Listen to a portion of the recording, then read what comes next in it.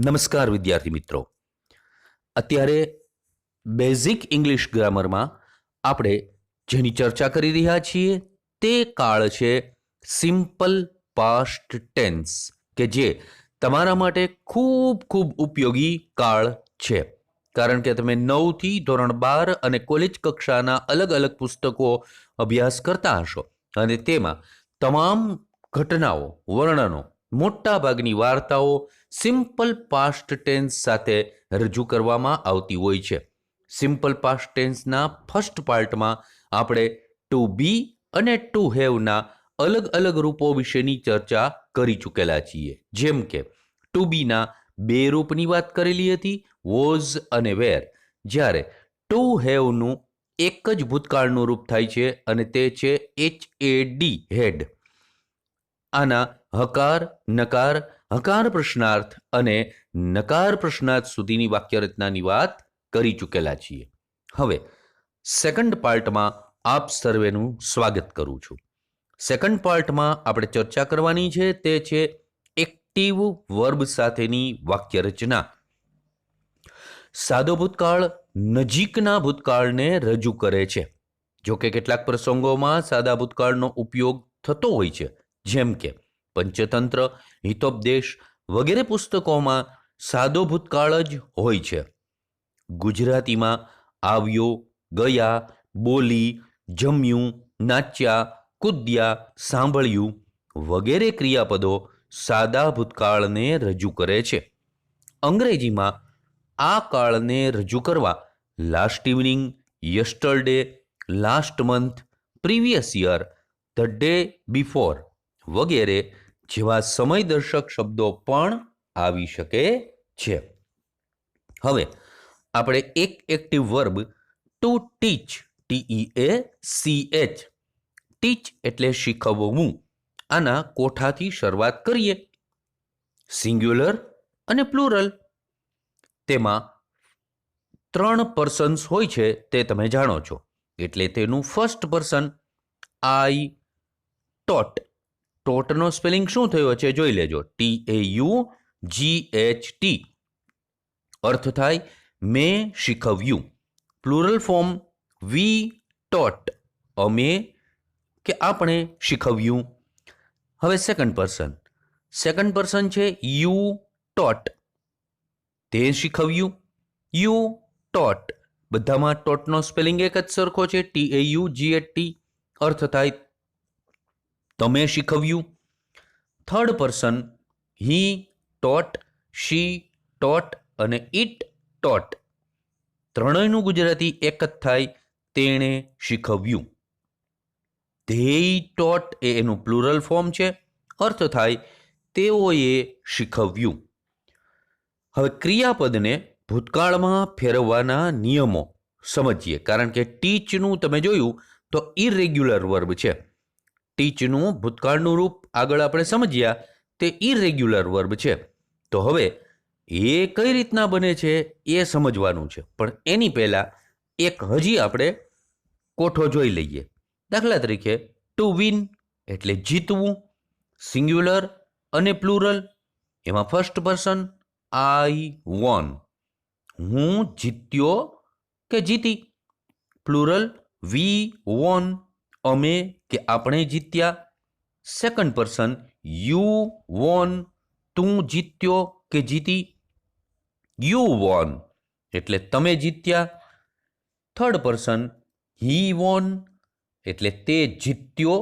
શી von તે જીતી. અને ઇટ વોન એટલે તે જીત્યું.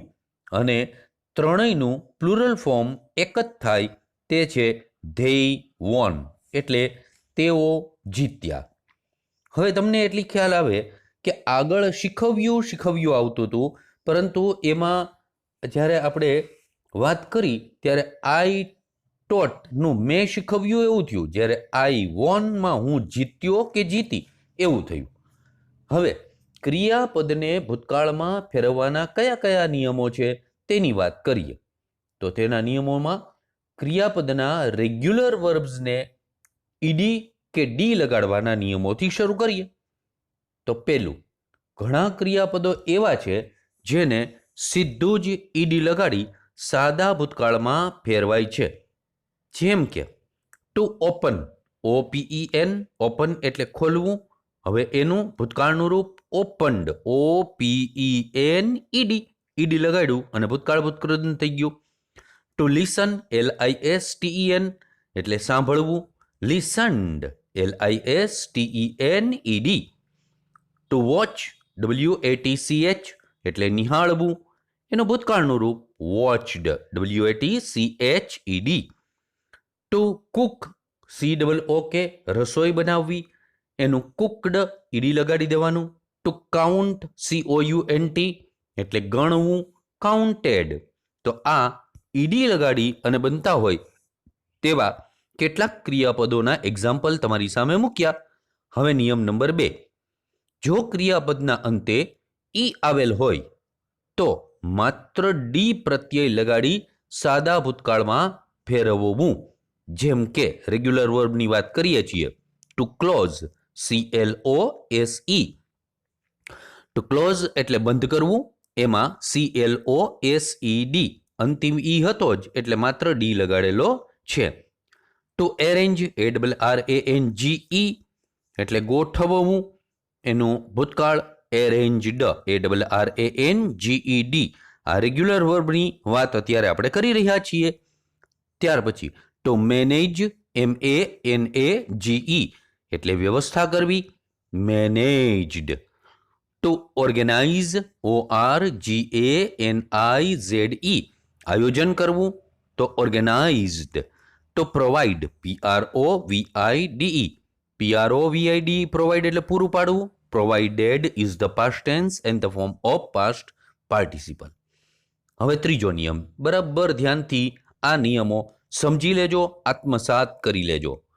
જો ક્રિયાપદના છેડે વાય આવેલ હોય અને તેની આગળ વ્યંજન અક્ષર હોય તો વાયનો આઈ કરી ઈડી પ્રત્યે લગાડાય. હવે આવો જ નિયમ સિમ્પલ પ્રેઝન્ટ ટેન્સમાં પણ સમજેલા હતા, યાદ હોવો જોઈએ.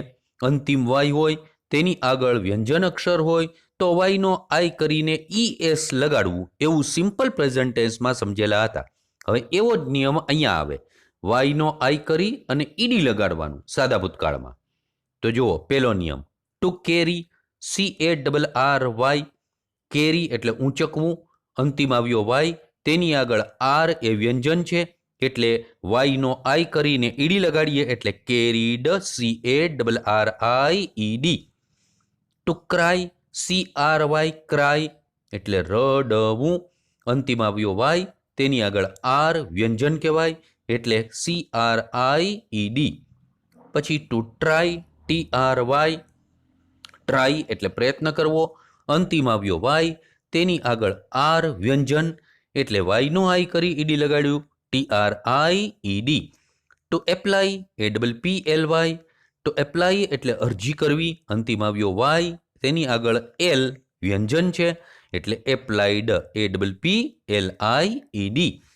ટુ ફ્રાય, FRY, ફ્રાય એટલે તળવું અને વાય એની આગળ આર વ્યંજન એટલે વાયનો આઈ કરીને ઈડી લગાડ્યું, FRIED. હવે એમાં એક પેટા નિયમ પણ સમજી લ્યો. પરંતુ છેલ્લો અક્ષર વાય હોય અને તેની આગળ સ્વર અક્ષર આવેલ હોય તો માત્ર ઈડી જ લાગે. જેમ કે પ્લે, PLAY, પ્લેના બે અર્થ થાય, રમવું કે વગાડવું.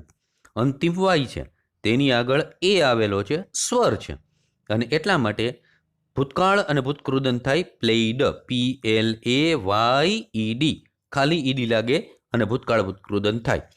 ટુ પ્રે, PRAY, પ્રે એટલે પ્રાર્થના કરવી, અંતિમ વાય તેની આગળ એ સ્વર છે એટલે ઈડી લાગી અને ભૂતકાળ ભૂતકૃદન થાય PRAYED.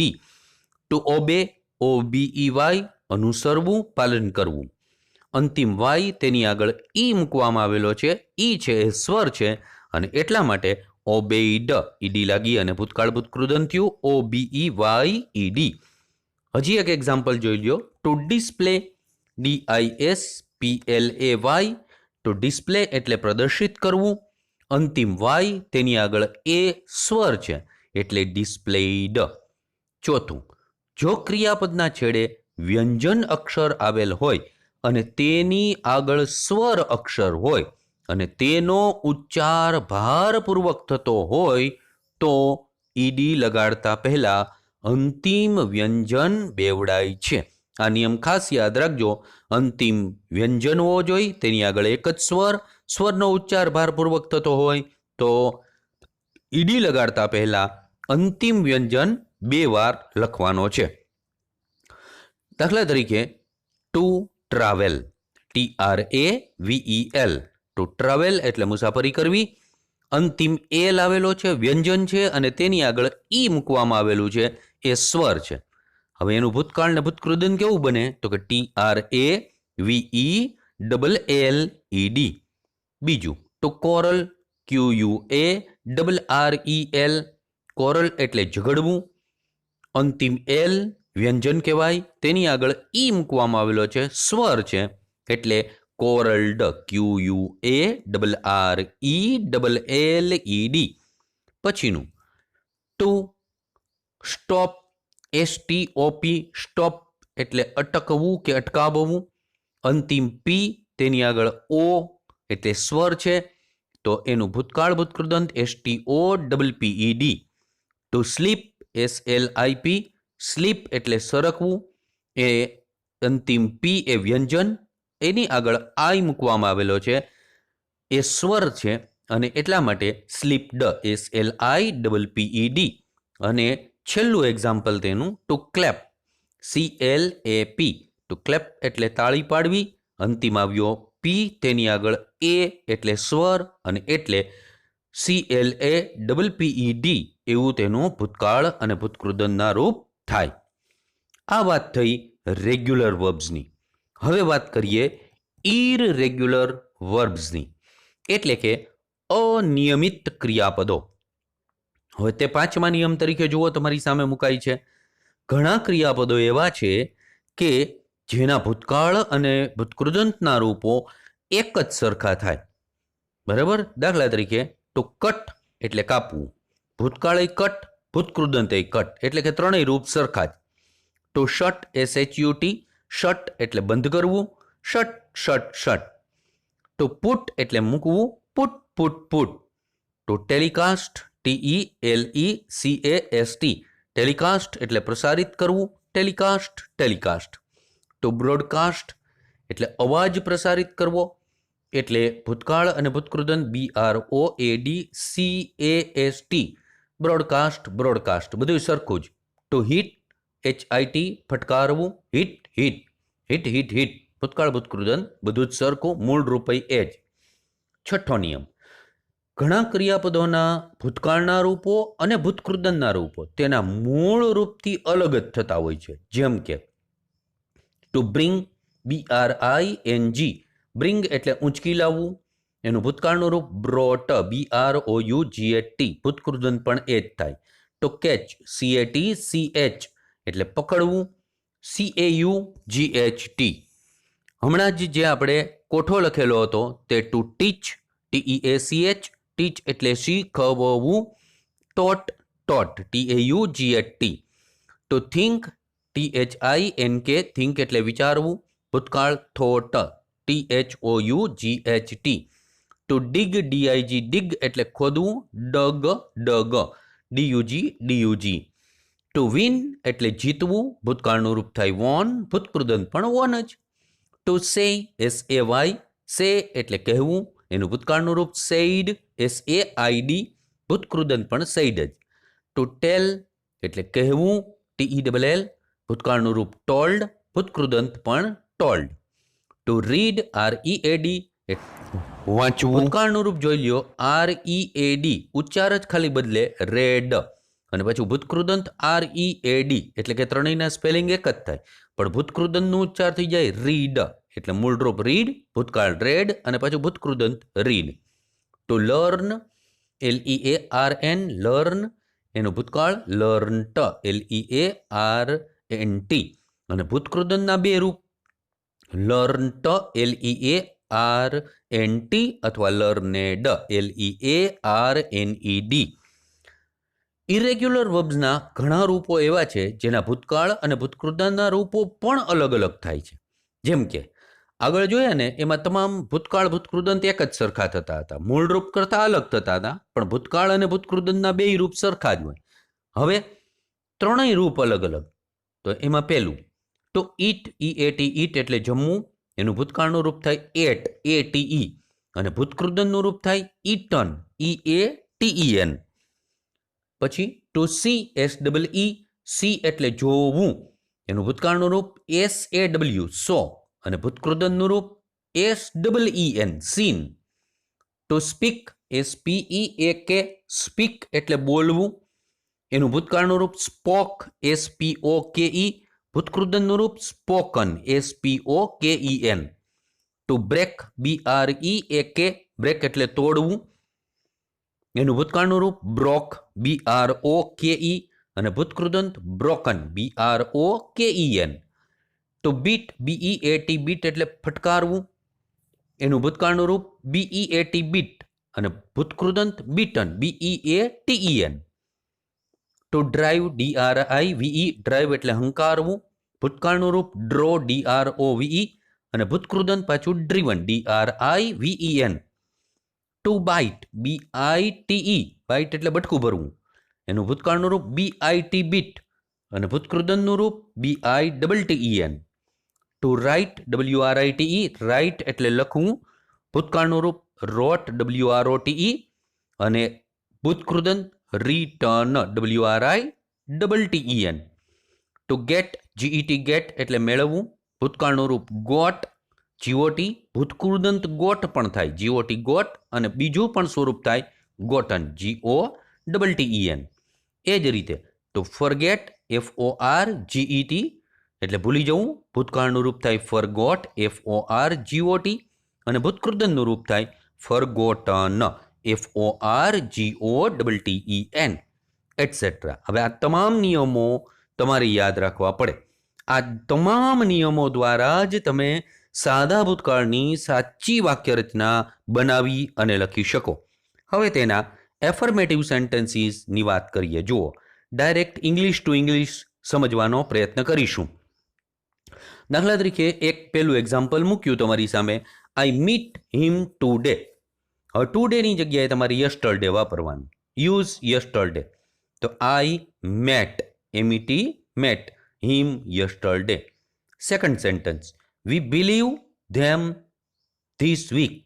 એમાં લાસ્ટ વીકનો ઉપયોગ કરીએ તો વી બિલીવડ, રેગ્યુલર વર્બ છે એટલે ઈ પછી માત્ર ડીડ લગાડવામાં આવેલું છે એટલે believed them last week. Third sentence, you go to school today. ટુડેની જગ્યાએ લાસ્ટ મંડે વાપરીએ તો you went to school last Monday. Go છે એ ઇરેગ્યુલર વર્બ છે એટલે એનું ભૂતકાળનું રૂપ થયું વેન્ટ. આ બધા નિયમો તમારે યાદ રાખવા પડે. ચોથું, you went to school last Monday. ચોથું, Ashok carries, CARRIES, heavy luggage this morning. હવે એમાં લાસ્ટ મોર્નિંગનો ઉપયોગ કરીએ તો Ashok carried, CARRIED, heavy luggage last morning. અને પાંચમું અને અંતિમ ઉદાહરણ તેમાં શી ક્લેપ્સ ફોર યુ. એમાં સાદો ભૂતકાળ વાપરીએ તો she clapped, CLAPPED, for you, clapped for you. યાદ રાખજો, તમને 9 થી 12 ધોરણમાં ડુ એઝ ડિરેક્ટેડ વાળી પેરેગ્રાફ આપવામાં આવે છે. એમાં કાળ બદલવાનો એક નાનકડો પેરેગ્રાફ આવે અને તેમાં આવા પ્રકારના વાક્યો એટલે કે અલગ અલગ પ્રકારના સેન્ટેન્સીસ, હકાર, નકાર, પ્રશ્નાર્થ વગેરે પૂછાય. તો એમાં સાદો ભૂતકાળ પૂછવાની પૂરેપૂરી શક્યતા હોય છે એટલે એ પ્રમાણે પણ તમારે યાદ રાખવું પડે. હવે એની ક્રમરચના કેવી થઈ? કર્તા સાથે ક્રિયાપદનું ભૂતકાળનું રૂપ વત્તા કર્મ વત્તા અન્ય શબ્દો. આ બહુ સિમ્પલ, સાદી, સરળ એની ક્રમરચના છે. આગળ જેવું સાદા વર્તમાનકાળ જેવી એમાં કોઈ માથાકૂટ આવતી નથી. દરેક કર્તાની સાથે ક્રિયાપદનું ભૂતકાળનું રૂપ આવે. હવે તેમાં નેગેટિવ સેન્ટેન્સીસની વાત કરીએ. નેગેટિવ સેન્ટેન્સીસમાં પણ સિમ્પલ પ્રેઝન્ટ ટેન્સમાંથી સિમ્પલ પાસ્ટ ટેન્સમાં પડતા હોય તેવા જ વાક્યોથી શરૂ કરીએ. દાખલા તરીકે, I do not disturb you every Sunday. સાદા વર્તમાનકાળનું વાક્ય છે ડુ નોટ ડિસ્ટર્બ સાથે. હવે એવરી સન્ડેની જગ્યાએ તમારે વાપરવાનું લાસ્ટ સન્ડે. તો કેવી રીતના બને છે જુઓ. I did not disturb you last Sunday. આમાં બધામાં ડીડ નોટનો જ ઉપયોગ આવશે. પછી બીજું, ડીડ નોટ આવ્યું એટલે ક્રિયાપદનું મૂળ રૂપ આવે. We do not enjoy lockdown period. સાદા ભૂતકાળમાં ફેરવીએ. We did not enjoy lockdown period. ત્રીજું, you do not write any essay today. ટુડેની જગ્યાએ યસ્ટરડે વાપરીએ તો you did not write any essay yesterday. Fourth sentence જુઓ. The cat does not drink milk every morning. Every મોર્નિંગની જગ્યાએ last morning વાપરીએ તો the cat did not drink milk last morning. સાદા વર્તમાન કાળમાં જેમ ડુ નોટ અને ડઝ નોટ ત્રીજા પુરુષ આવે આવો કેટ તો ડઝ નોટ વાપરતા હતા. અહીંયા એવું કાંઈ નહીં. આની અંદર બધું જ ડીડ નોટ. અને પાંચમું અને નકાર વાક્યનું અંતિમ ઉદાહરણ, he does not speak anything. એને સિમ્પલ પાસ્ટ ટેન્સમાં ચેન્જ કરીએ તો he did not speak anything. હવે એની ક્રમ રચના જોઈ લ્યો. કરતા કોઈ પણ કરતા હોવો જોઈએ. તેની સાથે ડીડ નોટ અથવા ડીડ નોટનું ટૂંકું રૂપ તમે મૂકી શકો ડીડન્ટ, પ્લસ ક્રિયાપદનું મૂળ રૂપ, પ્લસ કર્મ, પ્લસ અન્ય શબ્દો. તો આ વાત કરી આપણે અત્યારે સિમ્પલ પાસ્ટ ટેન્સની શરૂઆત સાથે, એટલે કે એક્ટિવ વર્બની શરૂઆત સાથેની વાક્યરચનાની ચર્ચા કરી. તેમાં અત્યારે આપણે નિયમો અને હકાર અને નકાર પ્રકારની વાક્યરચના સુધીની વાત કરેલી છે. આ પાર્ટમાં તમને કોઈ પણ પ્રકારની એક્સરસાઇઝ આપવામાં આવતી નથી, કારણ કે હજી આપણે આગળના ત્રીજા પાર્ટમાં ફરીથી મળીએ છીએ. તમામ વિદ્યાર્થીઓ એક કરતાં વધારે વાર સરખી રીતે તમામ વિડીયોઝ જોજો, જેથી કરીને સરખી રીતે તમે સમજી શકો, શીખી શકો. તમારા ભલા માટે કાળજીપૂર્વક અને સમજણ સાથે તમામ વિડીયોઝ નિહાળવાનો પ્રયત્ન કરજો. સર્વેને ખૂબ ખૂબ શુભેચ્છા. આભાર.